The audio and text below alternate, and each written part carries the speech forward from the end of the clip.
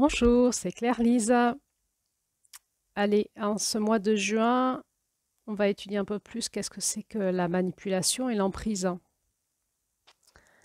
Au niveau psychologique, on a déjà vu au niveau vibratoire, énergétique. Maintenant, on va redescendre dans la relation humaine et essayer de comprendre comment on peut le voir et le comprendre dans nos relations. Gagner en conscience dans nos relations pour débunker les phénomènes d'emprise, de manipulation et de perversion. On va tout de suite parler de la manipulation. Comme on l'a déjà vu, la manipulation existe dans l'humanité.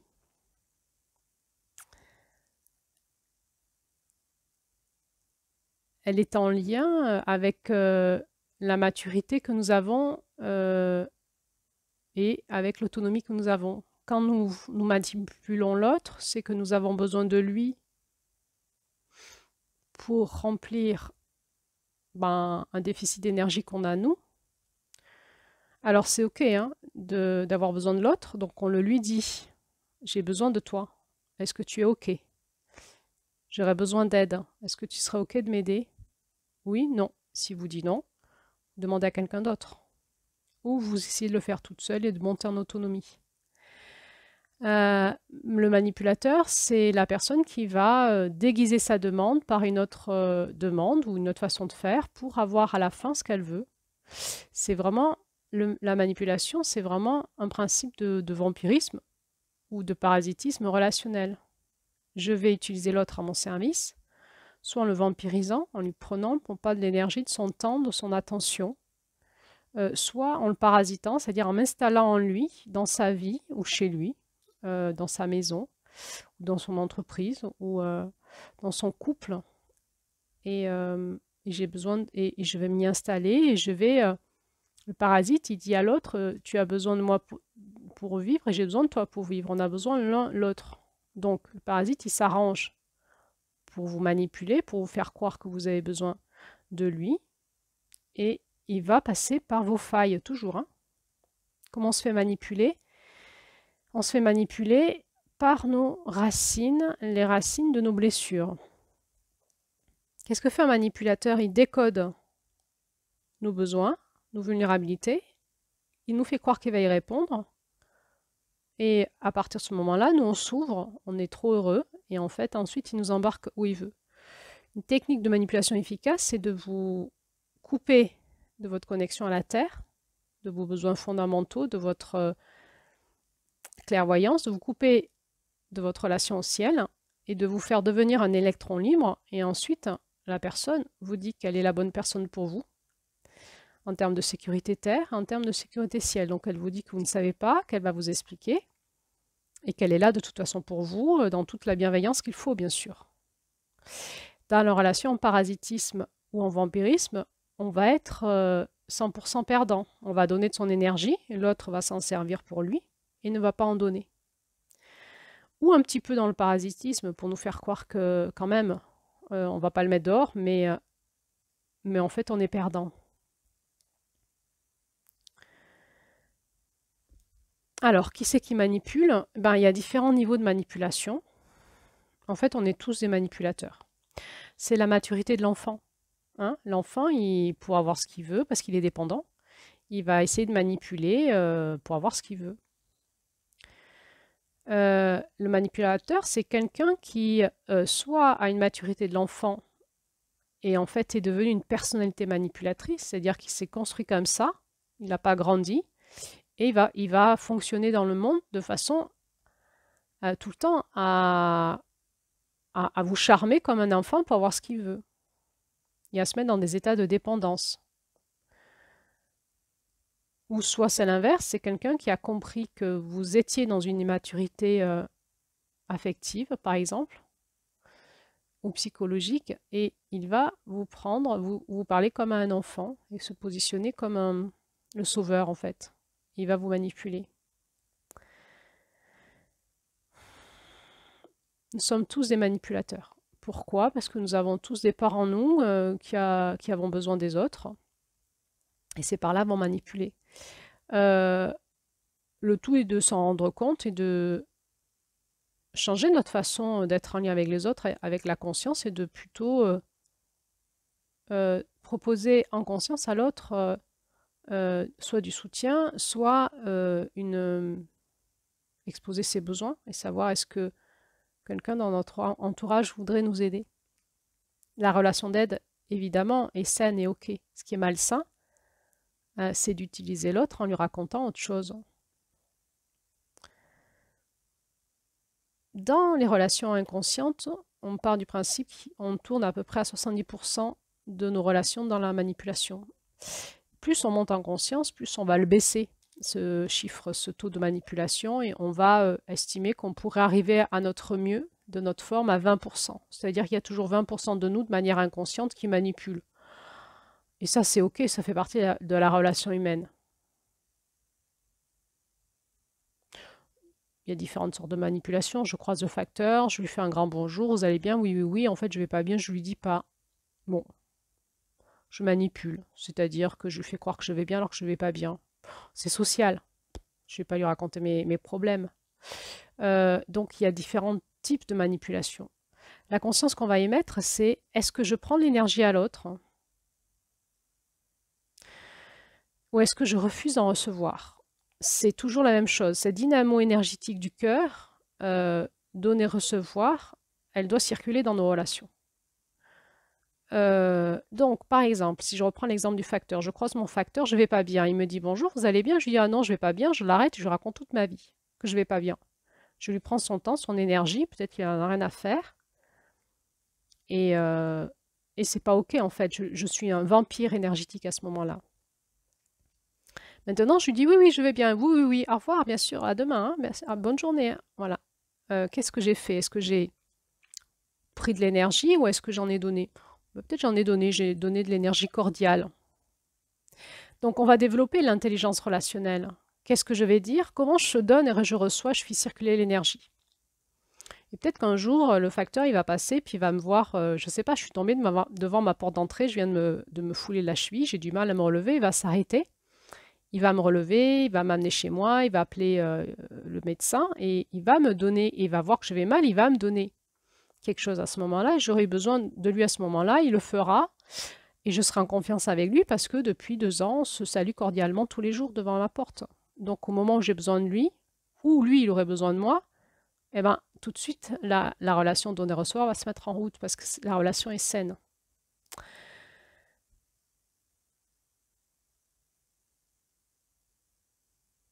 Donc, décoder dans nos relations les espaces vampirisants qui prennent de l'énergie ou parasitants qui prennent toute la place, qui prennent ma place, hein, qui prennent ma place. Ou dans les relations en parasitisme, je donne aussi ma place. Hein. Prends ma place. Hein. Par exemple, je suis en repas de famille, je me suis assis là et quelqu'un a pris ma place et je lui dis non, c'est pas grave, je me mets ailleurs. Bon.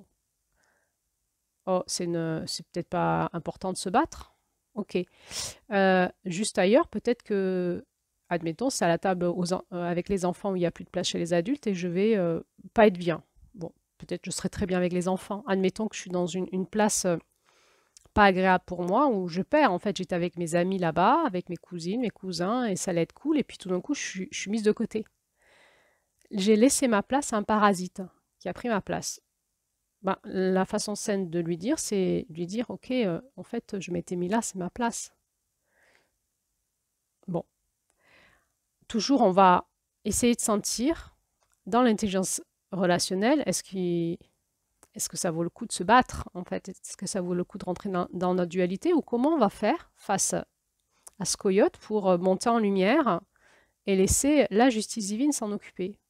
Ça sera toujours la question dans notre cœur. Qu'est-ce que dit la voix de mon cœur? Je me bats ou je lâche? Peut-être je serai super bien avec les enfants, finalement. Peut-être ça va être super cool, en fait, pour moi. Donc, je vais écouter ce que dit mon cœur. Donc tout ce qui est notion de je laisse ma place, ou je prends de la place, ou il prend trop de place, ou je prends trop de place, c'est que je suis en train de parasiter ou de vampiriser. Donc ça, c'est dans nos jeux relationnels. Vous savez, dans l'analyse de la relation, ça s'appelle l'analyse transactionnelle. L'analyse transactionnelle, c'est comment, en fait, nos relations se passent, nos jeux de rôle relationnels se passent, comment démarre une relation et quels sont les jeux qui vont se jouer au niveau relationnel entre nous pour arriver à quoi. Et on observe ça s'appelle l'analyse transactionnelle. Et là-dedans, on observe ce qu'on appelle les scénarios relationnels. Et vous savez, au mois de mai, je vous avais parlé des scénarios d'attachement du bébé. De ces scénarios d'attachement, qui, je vous rappelle, parlent de la sécurité du corps en lien avec l'autre, va se construire quand il va grandir, l'enfant, le scénario relationnel. En fonction de s'il est bien dans la relation, en sécurité, il va mettre en route un scénario relationnel et donc un schéma relationnel qui va répéter à l'infini suivant les situations. Il va répéter toujours le même schéma suivant les situations parce qu'il fonctionne. Ce schéma relationnel, c'est simplement un automatisme, une habitude qu'on a dans l'inconscient de rentrer en relation avec l'autre depuis tout petit. Et donc, on a des schémas relationnels qui parfois nous font souffrir quand on est à l'âge adulte. Et là, il est intéressant d'aller consulter des personnes qui travaillent avec les schémas relationnels. Et là, on est dans la schémathérapie, où il existe plusieurs schémas qu'on peut décoder et on peut regarder comment les personnes rentrent en relation et décoder de quel schéma elles souffrent, essayer de comprendre d'où ça vient et de déprogrammer la mémoire et par des jeux de rôle et de la réinformation aider la personne à changer de schéma relationnel pour rentrer dans des relations plus saines. Parce que finalement, le coyote, c'est souvent nous, il est en nous, c'est comment on s'est construit, pourquoi on s'est construit comme ça. On s'est peut-être construit avec des coyotes extérieurs, c'est-à-dire des parents, des fratries, des frères et sœurs, une famille, une société dysfonctionnelle qui a fait qu'on s'est construit de manière dysfonctionnelle et qu'ensuite on va fonctionner de manière dysfonctionnelle et que ça nous fait souffrir. Et on va avoir tendance, si on a un schéma, c'est comme un puzzle, à attirer toujours le même type de personnes parce qu'elles collent bien à notre schéma. Et donc, on va se retrouver dans des situations où on est toujours dans les mêmes types de schémas relationnels qu'on peut appeler toxiques. Et donc, à un moment, on va voir par la répétition que ça doit venir de nous et on va les consulter pour comprendre pourquoi on se retrouve toujours dans le même genre de situation.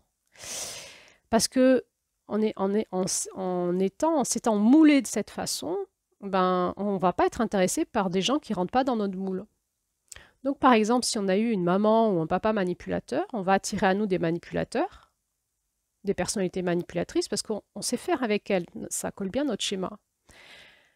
Par contre, des personnalités saines, on ne les attire pas à nous parce qu'on ne sait pas faire avec. Et d'ailleurs, les personnalités saines ne seront pas attirées par nous parce qu'on colle bien au schéma du manipulateur. Donc, en juin, on est aussi appelé à prendre conscience de nos schémas relationnels. Par où on se fait avoir? Pourquoi? Qu'est-ce qui se passe? Est-ce que moi, je manipule l'autre? Est-ce que je me manipule?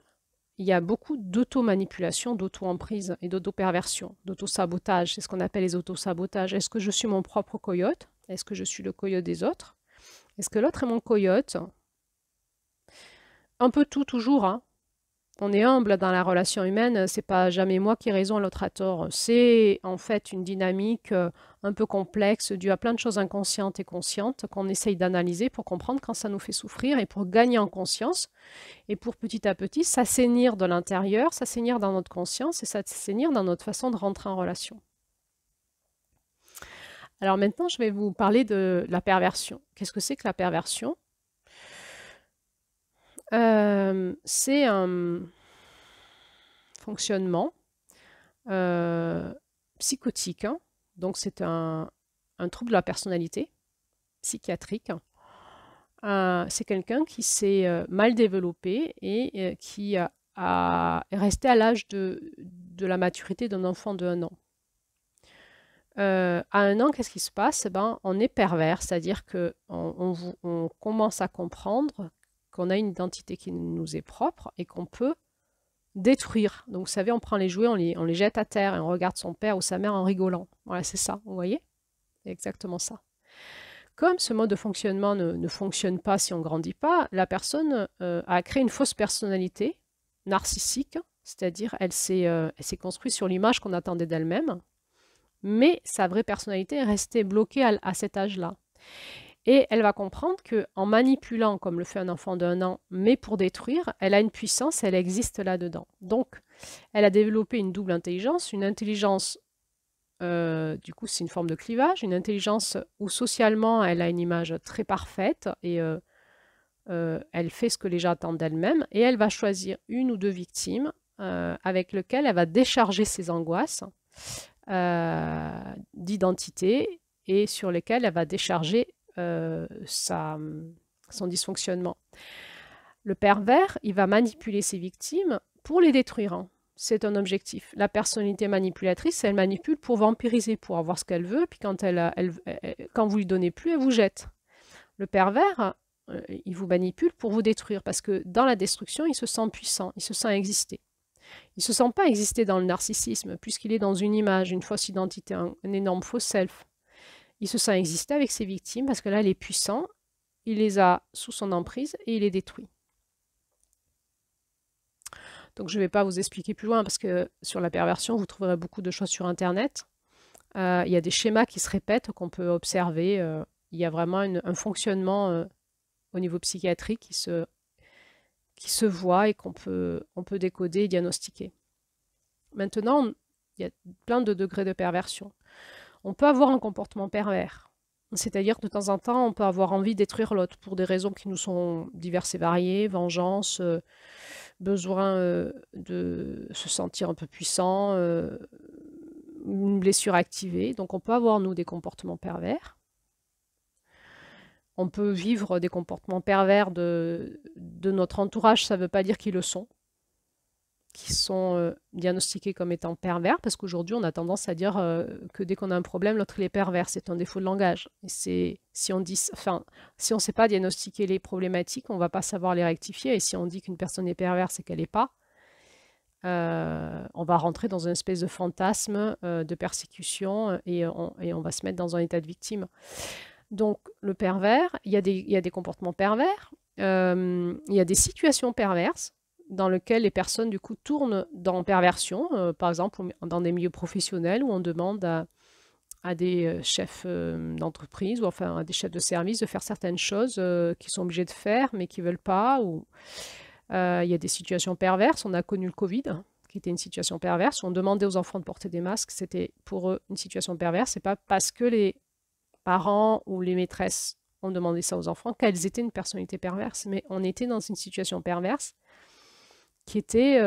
le Covid est une bonne exemple pour voir comment on était manipulé par des entités, des parasites, hein, qui passaient par les chefs d'État. Et qu'on le savait qu'on était manipulé et que comment on a fait pour déjouer ça. Là, on était en plein dans le mois de juin, hein. Toute la période Covid, c'était un petit peu un entraînement à notre mois de juin, à notre énergie de juin. Est-ce qu'on s'est fait happer ou pas? Comment on a fait pour s'en sortir? Comment on a fait pour protéger nos enfants? Est-ce qu'on n'a pas pu? Voilà. Là, on était vraiment dans un rite de passage collectif et mondial. Et puis après, on monte, et puis on peut vraiment avoir des personnalités perverses, hein, donc je vous en ai parlé. Alors, il y a quelque chose que je voulais vous parler qui s'appelle, en psychologie, la complicité circulaire. C'est quoi ça? Ça dit ça, en fait. Ça dit que quelqu'un ne peut avoir du pouvoir sur moi que si je lui donne ce pouvoir. En juin, on est vraiment là-dedans. À qui je donne du pouvoir, à moi ou à l'autre? Comment je monte en puissance, dans ma puissance de lumière? On s'entraîne là-dedans. C'est notre rite de passage, il est là-dedans. Alors, du coup, il y a 4 questions à se poser dans cette complicité circulaire. Pourquoi je lui donne du pouvoir? Alors, je vais vous poser les questions pour que vous compreniez qu'est-ce qui se passe dans ce jeu relationnel. Qu'est-ce que je fais? Première question. Qu'est-ce que je fais qui lui donne du pouvoir? Deuxième question. Qu'est-ce que je ne fais pas qui lui donne du pouvoir? Qu'est-ce que je dis? Troisième question. qui lui donne du pouvoir sur moi, ou qu'est-ce que je ne dis pas qui lui donne du pouvoir sur moi. Vous voyez, là, on est dans le positionnement. Voilà, c'était un petit clin d'œil. Alors, je vais finir cet audio par vous parler de l'emprise. Ah oui, avant de vous parler d'emprise, je voulais vous parler des relations toxiques. Vous savez, de ce fameux triangle dramatique, on appelle la triangulation, le sauveteur, victime, persécuteur. Je suis sûre que beaucoup d'entre vous le connaissez, mais c'est vraiment dans cet espace-là qu'on peut le nommer. La relation toxique, c'est quoi? C'est une relation où tous les membres qui sont en relation sont pris dans un vortex, une triangulation qui va amener à un drame, à une destruction de tout le monde. Et c'est un vortex, on est embarqué là-dedans et on a l'impression qu'on ne peut pas s'en sortir. Et c'est des positionnements. Des positionnements, donc soit de victime, je suis victime de qui? Ben, d'un persécuteur. Et qui dit persécuteur, et donc dit victime, et qui dit victime dit besoin d'un sauveteur. Donc il y a 3 postures, sauveteur, victime, persécuteur. Donc soit on est 2 dans la relation, on tourne à 2 et on va changer de positionnement. Par exemple, je me lève le matin, je suis un peu fatiguée, mon compagnon me demande brusquement quelque chose en lien avec un truc qui l'agace, et je me sens victime de son agressivité, et je vais lui rentrer dans le lard. Lui, il ne comprend pas parce que il n'a pas eu conscience d'être agressif pour moi, donc il se sent victime. Et il va me rentrer dans le lard. Donc là, on est victime-persécuteur, on change de place. Tout d'un coup, peut-être que je prends conscience que j'y suis allée un peu fort, que c'était pas sa faute, que c'est moi qui suis fatiguée, qui ai mal compris, et je vais vouloir sauver la situation.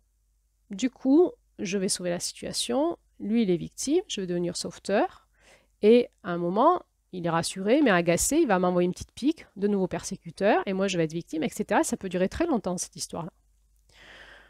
Le pire, c'est quand on tourne à 3, où il y a un enfant qui veut sauver la situation, ou une copine que j'appelle. Tu sais pas, je me suis encore disputée avec lui et je vais me positionner en victime. Et ma copine va dire, oh là là, ma pauvre, c'est sûr que tu n'as pas de la chance, c'est un gros persécuteur, etc. Bon, ça, c'est des exemples simples. Vous voyez que c'est souvent des choses qu'on fait régulièrement. Quand vous faites ça, vous pouvez juste constater que vous êtes dans un niveau de maturité relationnelle très bas, celui d'un enfant. Bon, bah, ça nous arrive tous, hein. On est humain, juste, c'est faux chemin. Sachez que si vous l'alimentez, ça va prendre de l'ampleur. Parasitage énergétique, on va faire grandir nos racines de liens toxiques. Hein. À un moment, ça va prendre et on va se faire choper, en fait. Donc, comment on fait pour s'en sortir? On sort de la dualité. On va dans notre Mars, on est l'écoute intérieure, on travaille nos points de vue différents pour sortir de la victime, sortir du persécuteur, sortir du sauveteur. Et on va avoir une discussion avec la personne avec qui on a un conflit de l'espace de notre centre quand on est prêt, toujours dans le but de restaurer l'amour entre nous, ce qui est juste entre nous, de se positionner et de faire monter en lumière tout le monde, de gagner en amour. C'est compliqué. Mais c'est notre challenge.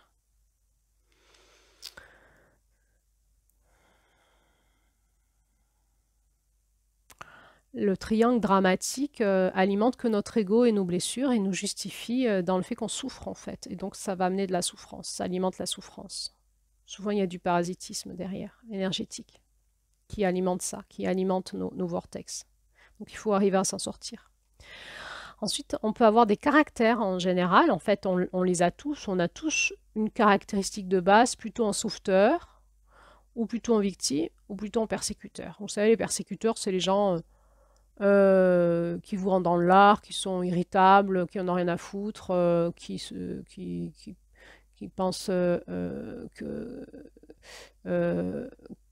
c'est que justice, comme ça. Ou alors qui vont toujours mal et qui font en sorte que tout le monde aille mal avec eux. Hein, c'est les râleurs, ceux qui voient la vie de manière pessimiste et qui critiquent et qui font en sorte que tout le monde aille mal avec eux, en fait, qui descendent tout le monde vers le bas. Le sauveteur, c'est celui qui veut toujours faire du bien à tout le monde. c'est très toxique hein, d'être sauveteur. C'est très, très, très, très, très, très toxique puisque ça demande toujours aux autres de se positionner dans la victime ou la persécution. Donc on est excessivement toxique quand on fait ça. On s'en rend pas compte. On a l'impression d'être quelqu'un de bien, qu'on veut du bien aux autres. Et la victime, bon, on se plaint toujours, hein. Et c'est légitime avec tout ce qu'on vit, tout ce qu'on nous fait, c'est bien normal, hein. Puis on essaye de trouver un bon sauveteur pour nous écouter, qui va dans les parasites, hein, les échanges de parasites, hein, le sauveteur, il a besoin qu'on reste toujours victime pour toujours nous sauver, parce qu'il existe là-dedans. Et nous, on a besoin d'être victime pour exister et être considéré. Voilà, donc nos postures, on appelle ça nos postures relationnelles. On les travaille, on les alimente pas, on en sort. Par exemple, quand on voit qu'on est un petit peu qu'on a une racine en sauveteur, on apprend quelque chose, c'est à laisser mourir les autres, à plus s'occuper, à plus vouloir aider. Ça, c'est très dur au démarrage. Et ça va nous refaire travailler notre blessure qui nous a mis en posture de sauveteur, une blessure de l'enfant souvent. Pour qu'ensuite on puisse être dans cette posture, c'est juste est-ce que tu as besoin d'aide? Oui, non. Si oui, je suis là. Sinon, bah, je te laisse te débrouiller. Ou des fois, on peut laisser les gens dans leur autonomie vivre leur galère parce que dans notre cœur, ça ne nous dit pas qu'on a envie de les aider. Voilà. C'est pas le moment pour nous, c'est pas notre posture. Voilà. On va apprendre en fait à donner, recevoir de manière juste pour nous, en fonction des besoins des autres, et on va savoir aussi ne pas aider ceux qui sont en souffrance parce que à ce moment-là, pour nous, c'est pas juste pour nous d'aider à ce moment-là. Quand on est en position de victime, on va apprendre à se responsabiliser. Donc tout d'un coup, ben là, on va bosser notre masculin pour plus être victime. Mais il va falloir qu'on cravache, hein, parce qu'on va avoir des réflexes de toujours se positionner en victime et de faire en sorte que ce sont les autres qui nous protègent. Non. À partir de maintenant, je vais me responsabiliser et je vais aller voir pourquoi je vis ça et me positionner et sortir de mon état de victime. Quand je suis persécuteur, et ça nous arrive à tous, hein, on le voit, on le sait, on le sent. Et notre travail, c'est de faire le choix de l'amour et du pardon. Je vais aimer l'autre que je déteste. Je vais aimer la situation que je vis qui m'emmerde, que j'ai envie de me plaindre. Je vais faire le choix de l'amour. Je vais lâcher la haine, la vengeance, le truc, la pourrie qui m'emmène vers le bas. C'est pas facile non plus. Je vais le travailler. Et petit à petit, en travaillant ces désaxages en fait de notre triangle, on va sortir du vortex et on va pouvoir réapprendre à se positionner autrement en fonction des situations. Voilà, ça pour moi c'est important de vous donner ce repère du triangle, on l'appelle le triangle dramatique ou le triangle de Kapman. C'est un psychanalyste qui l'a nommé. C'est très connu dans le monde aussi des entreprises, du management. Il est très connu en psychologie. On doit le décoder rapidement parce qu'il est très malsain et on ne l'alimente pas. Voilà, sinon c'est le drame qui arrive. Allez, je vais finir cet audio du coup pour vous parler de l'emprise. Allez, parce que ce conte nous parle de ça, hein, de l'emprise. Quand celui qui voulait pas briller, là, notre futur Luciole, s'est retrouvé dans le vent du coyote, ça veut dire quoi? Ça veut dire que... Parce que si le coyote est un vampire, elle aurait été à côté et il vampirise quand il l'appelle, il le happe ailleurs. Ça, c'est du vampirisme. Du parasitage, il l'aura amené quelque part, mais la petite bête, elle serait restée à l'extérieur du coyote. Mais là, il l'a mangé tout cru. Donc, à partir de là, on va parler là de l'emprise, hein. Alors, on peut parler de possession, peut-être aussi. Que l'autre, ça y est, il nous possède, hein. Donc, la possession, c'est quelque chose qu'on va parler au niveau énergétique et vibratoire, on va le voir. Mais sinon, le phénomène psychologique, ça va être le phénomène de l'emprise. L'emprise, c'est tout ce qui prend le pouvoir sur mon libre arbitre. Alors, ça peut être assez subtil, c'est-à-dire que je n'en ai pas forcément conscience. Mais c'est souvent très organisé. L'emprise, elle va se débrouiller pour nous dire subtilement, tu penses et tu décides comme je veux. C'est ça l'emprise. Tu vas penser et tu vas décider comme je veux. Donc ça peut être un peu inconscient de la part de la personne qui agit, qui met l'autre sous emprise, comme de la part de celui qui est sous emprise en fait. Donc on peut nous mettre quelqu'un sous emprise comme nos enfants par exemple, ou nos compagnons, ou nos compagnes. Toute personne où il y a un rapport hiérarchique, on peut mettre quelqu'un sous emprise. Et on peut être nous sous emprise, et on peut ne pas s'en rendre compte. Quand je suis sous emprise, ça va finir par faire ça, c'est je ne fais plus les choses en fonction de moi, mais je fais les choses en anticipant les besoins de l'autre. Ouh là là là, si je fais ça, il va dire ça. Ouh là là, si je range les fourchettes comme ça dans la vaisselle et qu'il le voit, je vais me faire engueuler.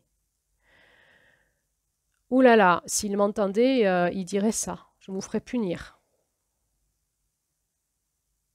Donc ça veut dire que je suis sous emprise quand même la personne n'est pas là, je continue à faire comme s'il était là, car l'emprise est dans ma psyché en fait. Hein.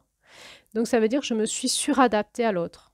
Et je continue à m'adapter à anticiper par suradaptation. Et ça va devenir un programme relationnel. Je vais me suradapter à l'autre et je l'anticipe constamment. Donc je vais aussi me mettre en positionnement de facilement être sous emprise parce que c'est comme si je disais à toutes les personnes qui avaient une capacité à avoir du pouvoir sur moi, t'inquiète, je sais me suradapter, tu peux y aller quoi. Ça va matcher entre nous, ça va bien fonctionner, une bonne compatibilité relationnelle, parce que moi ça va pour les emprises, je sais faire, je sais m'adapter, me suradapter et je vais faire tout ce que tu veux, donc entre nous ça va bien marcher quoi. Donc on peut tomber amoureux de quelqu'un qui nous met sous emprise et au début ne pas s'en rendre compte, voire même pendant des années ne pas s'en rendre compte parce que on a fonctionné comme ça depuis longtemps et on ne se rend pas compte qu'on fonctionne comme ça. Donc l'emprise me prive de mon identité finalement, de mon libre arbitre, mais je ne le vois pas forcément.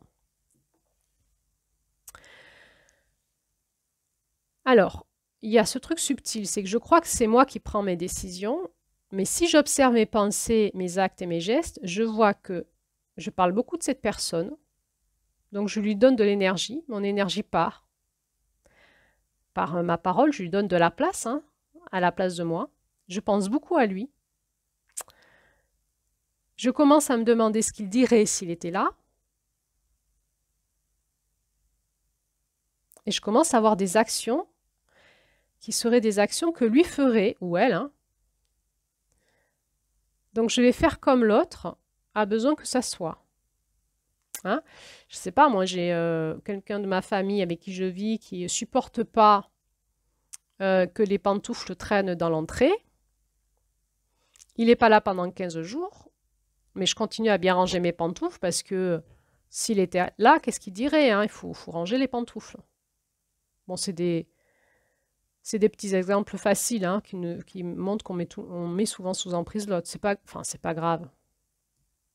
Dans les conflits relationnels, on écoute tout ça, on fait changer si ça devient une source de conflit, mais bien sûr qu'on va s'adapter aux petites névroses des uns des autres.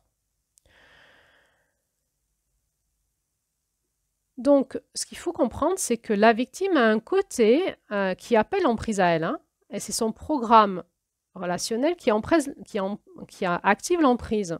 Par exemple, vous pouvez être en relation avec une amie ou un compagnon ou une compagne, vous n'êtes pas tout à fait fan de mettre sous emprise les autres, mais la personne, en activant à vous votre côté un peu dictateur, va faire en sorte que vous la mettez sous emprise. Donc, ça veut dire quoi? Ça veut dire que nos inconscients, ils s'organisent comme de la pâte à modeler pour que ça fonctionne bien entre nous. Donc, si quelqu'un a l'habitude de se suradapter à quelqu'un, de répondre à ses emprises, elle peut aussi vous demander, quelque part dans son inconscient, de s'adapter à elle et de lui donner des ordres. Et vous allez vous retrouver à être un bon persécuteur avec cette personne alors que vous ne comprenez pas. Et elle, donc, après, elle va se plaindre et elle va prendre sa place. Et il y a l'inverse aussi.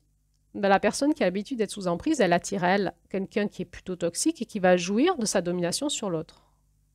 Donc l'autre en profite quand je me donne en emprise à lui. Hein. Vous vous rappelez, je viens de vous parler de la complicité circulaire. Donc on est là-dedans. Une dernière chose qui peut me faire dire que je suis sous emprise, c'est j'ai peur de ses réactions. Je ne sais pas me positionner, il a du pouvoir sur moi et j'ai peur de lui.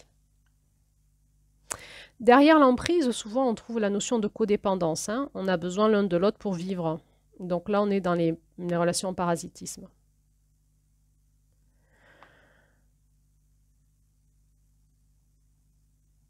Voilà ce que je voulais vous dire sur l'emprise. Il y a un truc un petit peu particulier avec l'emprise. On va parler du syndrome de Stockholm. J'imagine que vous connaissez. C'est ces personnes qui tombent systématiquement amoureuses, folles de personnes très toxiques. Voilà, on peut s'observer là-dedans, on peut le rencontrer dans notre entourage. Et il va falloir aller le travailler en thérapie parce que c'est une façon que la psyché se défend de la peur de mourir en fait. Donc il va convertir ça en amour. Il y a quelque part dans la victime, il y a quelque chose qui dit si je l'aime assez, il ne me tuera pas. Donc après, il y a un programme d'amour qui se construit en lien avec des personnes toxiques.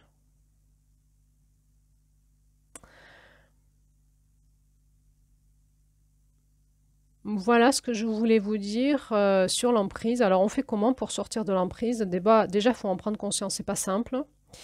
Ensuite, il faut vraiment pas rester seul. Hein. Il y a des associations qui aident les personnes qui sont sous l'emprise, hein, ou manipulées, ou les personnes qui vivent des maltraitances. Donc, on peut parler de maltraitance et de violence psychologique, là, voire physique. Hein.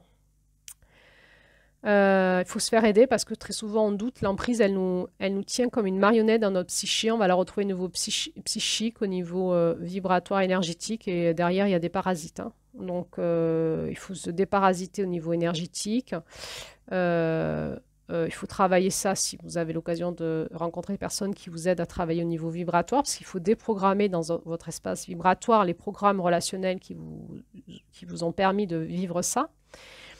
Et puis, il va falloir déprogrammer l'emprise au niveau psychique, et c'est long, ça, il faut faire de la thérapie.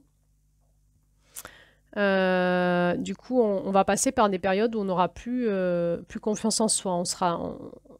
On aura de la difficulté à comprendre si on perçoit bien, quand on fait confiance à l'autre, est-ce que c'est une confiance saine ou est-ce que l'autre nous met sous emprise. Hein. Il y a cette première partie, quand on est mis sous emprise, c'est que l'autre, il nous manipule, hein, il passe par nos failles et il nous dit ce qu'on veut entendre. Hein. Donc, on l'a vu dans ce conte.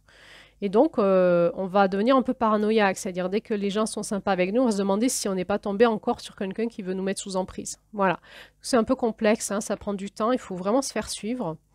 On va rentrer dans des périodes de confusion, d'amalgame, d'impuissance. Et à un moment, il faudra oser le lien sain et se faire vraiment accompagner parce qu'on va avoir peur, on va se poser plein de questions. C'est un travail régulier à faire avec plein de confusion et donc de clarification à faire. Et donc, dans notre dynamique, là, en lien avec nos lunes, là, on peut beaucoup utiliser l'énergie de Mars pour clarifier notre pensée et sortir de notre pensée paranoïaque. Bon, il y a plein de choses à faire. On peut travailler sur nos programmes relationnels. Enfin, après, ça devient de la thérapie. Bon, donc, quand on a été sous emprise, vraiment faire la thérapie pour nous aider à sortir de ces schémas relationnels toxiques pour pouvoir sortir de ce ventre du coyote. Hein. Le coyote, il nous a mangé jusque notre psyché, notre énergie, notre conscience, notre confiance. Et sortir de tout ça pour retrouver des schémas relationnels sains et repartir dans la confiance en soi, dans l'expérience de la vie saine et se faire accompagner. Voilà ce que je voulais vous dire en ce mois de juin en lien avec notre coyote. Alors, ce coyote, c'est un animal totem, c'est-à-dire c'est pas un problème dans la dynamique de la roue, c'est un maître, un enseignant qui vient nous, comme je vous l'ai dit dans un autre audio, nous faire voir nos failles. Toutes les parties de nous qui se sont fait manipuler, pervertir, mis sous emprise, sont là pour souligner nos schémas relationnels dysfonctionnels, nos positionnements relationnels dysfonctionnels et tout ce qui est en lien complètement en dehors d'un schéma relationnel sain, c'est-à-dire dans du donner-recevoir équilibré. Or, ce donner-recevoir équilibré nous fait aller vers l'amour. Et dans la relation humaine, ce qu'on essaye de faire progresser entre nous, c'est l'amour. Et donc, grâce à toutes nos expériences de manipulation, soit nous avons manipulé, soit on s'est fait manipuler, soit on a mis sous emprise, soit on s'est fait mettre sous emprise, soit on a perverti quelque chose ou quelqu'un, soit on s'est fait pervertir. Dans toutes ces expériences, en fait, c'est comme un stabilo qui vient surligner en nous nos dysfonctionnements relationnels. Et en les guérissant, on passe notre cap de notre porte du sud pour aller un peu plus vers l'amour et on va basculer au mois de juillet vers celle qui aime toute chose. Enfin, ce passage-là étant terminé, nous allons pouvoir aimer. Nous allons pouvoir aimer, nous reconnecter à la voie de l'amour en nous, à un masculin sain, à des énergies saines en nous, une bonne énergie circulant dans notre corps, bien protégée, bien en lien avec ce qui se passe dans notre espace de l'esprit, dans notre espace de notre âme énergétique, dans notre corps, bien dans la conscience et le discernement. Nous avons gagné en conscience de l'amour, nous avons gagné en incarnation de l'amour dans notre corps, dans notre cœur, dans notre esprit, dans notre âme. Nous sommes plus protégés, nous avons plus conscience des dysfonctionnements relationnels, nous avons repris à apprendre à être en relation de manière saine. Nous sommes en lien avec notre équipe cosmique, nos guidances cosmiques, et nous allons donc pouvoir rentrer enfin dans des relations d'amour. On verra ça en juillet, et juste avant d'aller vers juillet, il y aura un dernier audio sur l'épigénétique et l'ADN, parce qu'il va falloir réinformer notre corps par l'expérience jusque dans l'ADN pour que nous puissions réinformer nos réflexes, nos conditionnements, dans ce bon positionnement de vie et d'amour pour pouvoir l'incarner totalement. Donc à bientôt pour cette dernière audio de juin sur l'épigénétique et la réinformation de l'ADN. Merci de votre écoute.